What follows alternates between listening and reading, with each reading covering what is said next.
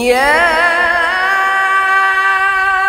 أيها الذين آمنوا كتب عليكم الصيام. السلام عليكم ورحمة الله وبركاته.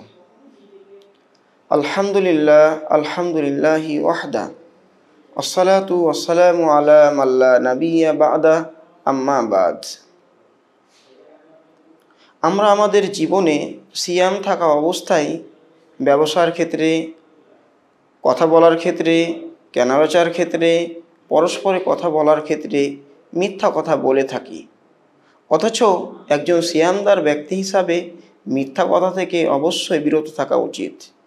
এ মর্মে আল্লাহ রাসূল সাল্লাল্লাহু আলাইহি ওয়াসাল্লাম বলেন, মাল্লাম ইয়াদা কাওলা যুরি ওয়াল আমালা বিহি, যে ব্যক্তি সিয়াম থেকেও মিথ্যা কথা ও মিথ্যা কর্ম ছেড়ে দিতে পারল না, ফালাইসা লিল্লাহি হাজাতুন ফি আইয়াদা তাআমাহু ওয়া শারাবাহু, ওই ব্যক্তির সিয়াম থেকে খাবার পানীয় ছেড়ে দেওয়াতে আল্লাহর কোনো যায় আসে না।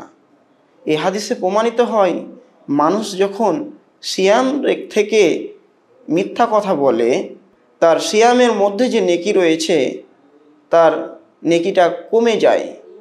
তাই আমাদের উচিত হবে সিয়াম অবস্থায় অবশ্যই মিথ্যা কথা পরিহার করা এবং সত্য কথা বলা।